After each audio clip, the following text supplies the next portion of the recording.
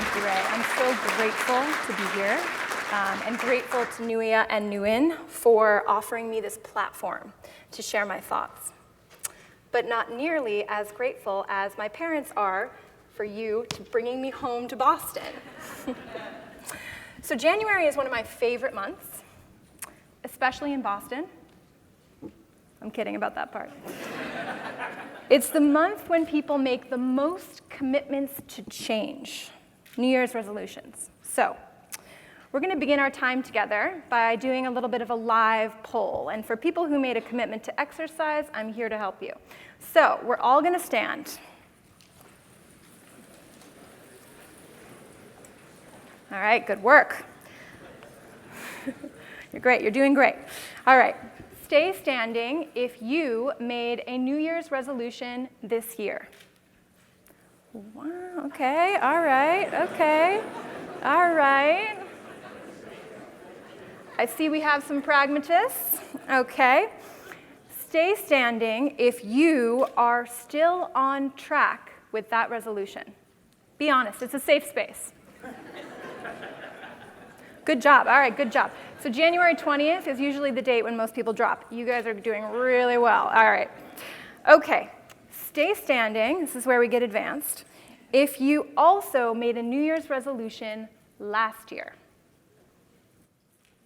Okay, all right. Welcome to the newcomers, great. Now, stay standing if you kept to that New Year's resolution the entire year. All right. Can I just get a quick round of applause for my change leaders? I love it. All right, you can take a seat. Okay. So now for another advanced question. Raise your hand if you have ever tried to change someone else. Everybody hands up. My husband can attest to this. Okay. Keep your hand raised. Hands back up, hands back up. Keep your hands raised if you were successful. Hands down. Oh, we got some change leaders over there. Thank you.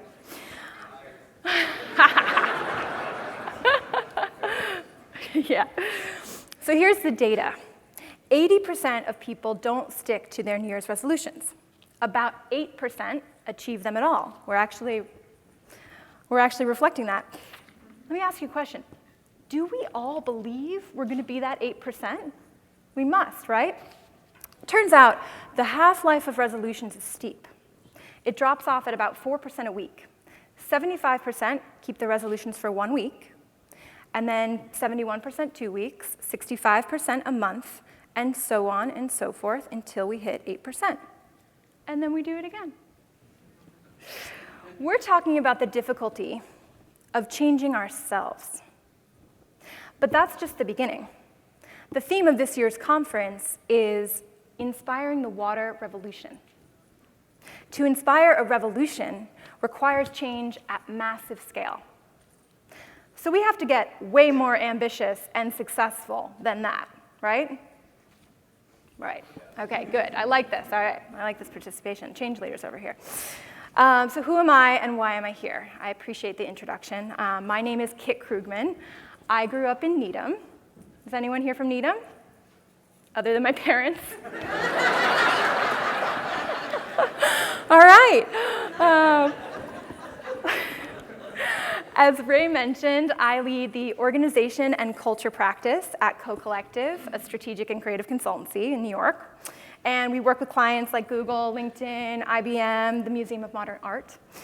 We help them align on a story, an ambitious purpose, and then we think about how do you translate that story into action, into innovation, into products, service, experience. In the work that I do with my practice, I think about how do you change the culture to enable them to do that? Because turns out one doesn't exist without the other. I also believe, with unwavering conviction, that innovation is not possible without inclusion. I serve as the global executive director of a nonprofit that's 4 years old called WIN, Women in Innovation. And in the past 4 years, we've built a community of over 4,000 women innovators across the globe who are working together to move the needle on gender equity at the bleeding edge of business, to ensure that women's ideas, impact, and influence are represented in the design of our future. So today, what am I going to talk about? I'm going to talk about change, and I'm going to talk about invisibility, what goes unseen in organizations and systems, and how we can make it visible again to inspire change. That sound good? All right, good. I like some participation, all right? Okay. Women in Innovation was born from the insight that while women are disproportionately impacted by innovation, they are less visible in its leadership. We are rarely its founders, its thought leaders, its lead designers. We are not its primary decision makers. We are frequently its recipients. We have rallied our community around shifting that paradigm. Gender equity isn't just better business, it's actually critical to innovation. Women-led companies perform 3 times better than the S&P 500. Companies that have more women in top management generate 20% more patents. According to the UN, $12 trillion can be added to the global GDP by 2025 just by advancing gender equality. The social case for gender equity is just as strong. Research from the UN Security Council shows that gender-inclusive peace processes are 35% more likely to last at least 15 years or longer, and that peace agreements signed by women are more positively associated with durable peace. Yet, despite this overwhelming evidence, between 1990 and 2017, women were 2% of mediators, 8% of negotiators, and 5% of witnesses in major peace processes. The challenge, as I'm sure many of you recognize, is not different in this industry. The water sector remains predominantly male. At World Water Week in Stockholm last year, I heard Dr. Jackie King speak, and she was this year's Water Laureate. She shared her experience as a young woman. She joked, I couldn't work out whether I wasn't taken seriously because I was a biologist or because I was a woman. According to the Women in Utilities report published earlier this year by the World Bank's Global Water Practice, only 18% of utility workers are women, and 4% of the utility workforce is a female manager or engineer. The challenges this sector faces are not different than those in the tech sector, in the finance sector, and so on and so forth. The systemic barriers that women face in the workforce transcend boundaries. So something has to change. We're aligned. Who is going to change it? Let me share with you one of the biggest insights we've had from the work we've done with WIN. Over the past 4 years, we've built a leadership team of 40 women, strong across the globe, London, San Francisco, New York. We design and facilitate sessions of women innovators every single month, and every single one of those sessions sells out in 2 hours. We can barely keep up with the demand. The thing is, not one person who's involved in the leadership team of WIN is paid. No one works in the same place. In fact, many of us work at competitor companies. We work on Slack, and we work in the hours in between. Wow, you might say, impressive. And I would say, yes, that is the power of shared purpose in driving change. But it is also the danger. Hear me out. The great irony is that we are fueled by the very problem we are trying to solve. Turns out, women are more likely to volunteer than men. They're more likely to face burnout and drop out of the workforce before they reach the leadership level, or shortly thereafter. The expectations of what a woman should be doing inside and outside of work have not meaningfully changed. So even as we shift the number of women in the workforce, inside and outside of work, women are more likely to feel uncomfortable saying no, drawing boundaries, and asking for help. At WIN, we ask our volunteers to take on more. Don't get me wrong, there's incredible benefit, learning, recognition, leverage. We are a platform for women to lead and learn, but it's still more. The truth is, being in the minority, whether it's social, racial, or gender minority, is more work. It's invisible work. It's more emotional energy, more cognitive energy, more facing stereotypes and having to prove them wrong, more exceeding expectations, more proving your right to belong. And every ounce of that energy is being expended an ounce less on the job you're being paid to do. So why aren't we doing a better job at distributing that energy? Number one, because it's invisible. It's hard to distribute something you cannot see. We don't always see it, and even those who are doing it don't even recognize that they're doing it. So one study showed that women are actually 48% more likely to volunteer. But when you have a co-ed group, that's true. When you have a single-sex group of only men or only women, the men actually volunteer the same amount. What does that tell us? It tells us that actually men and women are operating with an implicit assumption that the women will volunteer.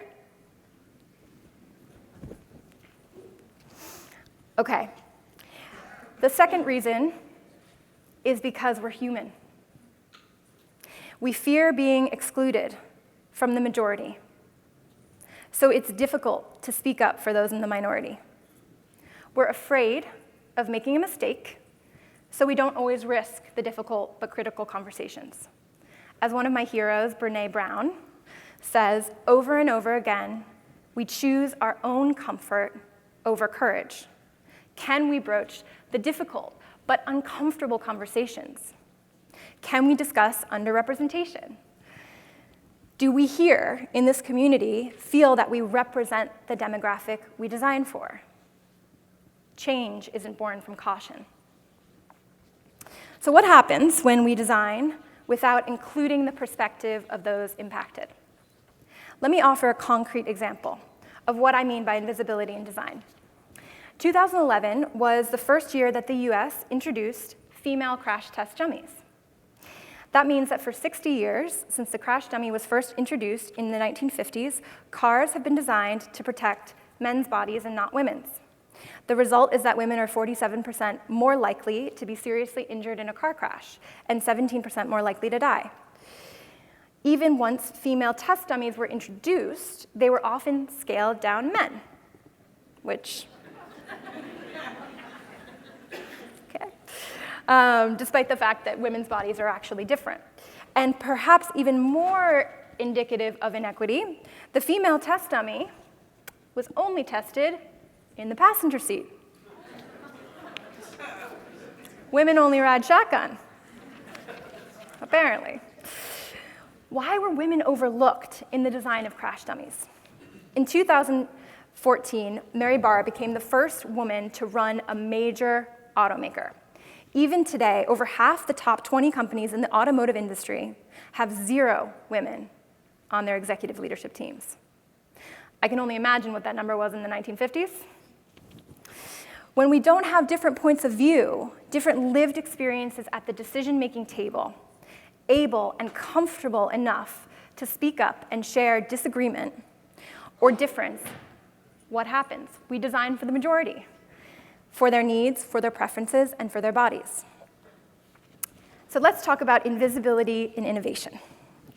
Invisibility and innovation are tightly intertwined because innovation is often considered the removal of friction, the introduction of ease for the end user.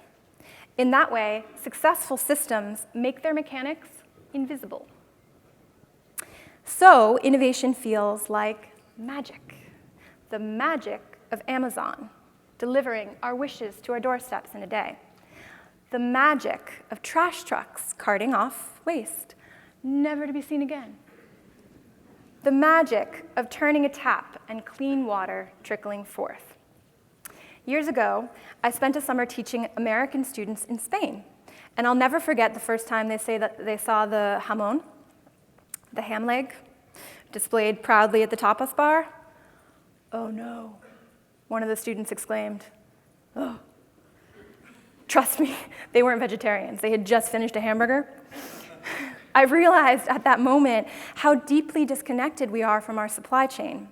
So much so that the appearance of meat on a leg was grotesque because in our culture it appears neatly packaged and sterile. As for its origin, it's invisible. Innovation in the water and utility space is not immune to this concept of the absence of friction or the sheer invisibility of the solution. When water systems are working, their mechanics are totally invisible to their users, their origin, their destination, the consequence if they weren't available. The unintended consequence is we've made the environment invisible in service of innovation. With every more invisible solution, the more and more disconnected we become with the consequences of our actions, the less understanding we have of our impact, and the more we abdicate our individual responsibility and role in the damage we are doing. So as we embark on one of the greatest systemic challenges that humanity has ever faced, climate change, we need to stop making things invisible. Now, don't get me wrong. I'm not saying to switch off the systems. I know all of you could. But instead, how do we help people see water as a shared resource, not just a public service? If we need people to change their behaviors, we need them to care enough to take action. If we're working with an 8% follow-through on personal change, how do we inspire an entire global population to change a myriad of behaviors? Last year's keynote speaker, Charles Sinnott, shared, "One of the greatest struggles we share is we have to get better at telling the story of the environment." Narrative is one of the oldest forms of communication. It's deeply rooted in our psyche as a way to understand and organize information. And 95% of the decisions we make are actually shaped by emotion. The rational brain actually just serves to post-rationalize what we've already decided. Don't get me wrong. The stories we tell about water make perfect sense. They're founded in data. They have fabulous acronyms. It's true. The stories we tell about climate change are completely logical and have been for years. They're founded in science, for heaven's sake. Turns out, that's the problem. Compelling stories bypass logic. Reaching an emotional core is one of the only things that actually inspires action. We have spent years making consumption and waste sexy and socially acceptable. All the while, we've paved over the earth and harvested its magic, indigenous myths and ancient stories about the earth's power while we bring order to its wildness, assuring ourselves we are the ones with the power. A crisis is what happens when invisible systemic issues become visible. The most powerful narratives give voice to what has already been invisible to the majority. Sexism and sexual harassment in the workplace had become invisible, normalized, before the Me Too movement gave voice to years of silence, tolerance, and complacency. This is a room full of designers of our future, engineers, systems thinkers, and scientists. We have to ask ourselves, are we designing solutions that give voice to the invisible, whether it be marginalized communities we serve, or the very resources we all depend on? Are we seeing this as a problem to be solved, or an opportunity to build something better together? The focus for last year was innovation, and the focus for the year ahead is about taking action. Advocate, act, be the change. So I will leave you and close with 4 concrete actions you can take to be the change. 1, choose courage over caution. Next time you're in a room where a decision is being made, ask the hard questions. Who is represented? Whose views are they representing in turn? Look around your boardrooms, your leadership team meetings, your communities of influence. Are the voices of those we design for being represented? Last week, Goldman Sachs announced they would no longer support the IPOs of companies without women on their board. What bold action will this industry make to take a stand? Change is born from courage. Number 2, raise your hand for some invisible work. If you're in the majority, make it your job to take up some invisible labor. Ask how you can be an ally to those who gather to further diversity, equity, and inclusion. Don't let the only man of color be the only voice of men of color. Don't let the only woman in the room be the only one taking notes. Just let that sit there. Afraid you might say something wrong. You might say something wrong. Humbly submit that you are learning and offer how best to offer your partnership. The more invisible we pretend patterns of injustice, inequity, and exclusion are, the deeper they pull us apart. Don't stand by and let someone else do the work. 3, use the power of story to make the invisible visible again. The more invisible we make our resources, the more they will be overlooked. The more we make them a part of our machinery, not a part of our humanity, the more damage we are capable of doing. We need to start telling different stories, ones born from deep human resonance, not just logic. We have to reframe innovation as in service of more shared accountability and responsibility, not less. And last but not least, change one thing. Just one. Systemic change happens one micro decision at a time. Pick one small thing you want to change and work single-mindedly on that. Here's my secret. I don't make New Year's resolutions. When I decide to change something, I tell myself I have to start the exact moment I decided. Odds are, if you're planning to change tomorrow, you may never change today. But if you can change your mind, you can change anything. I can only hope I've done my part in changing yours. Thank you.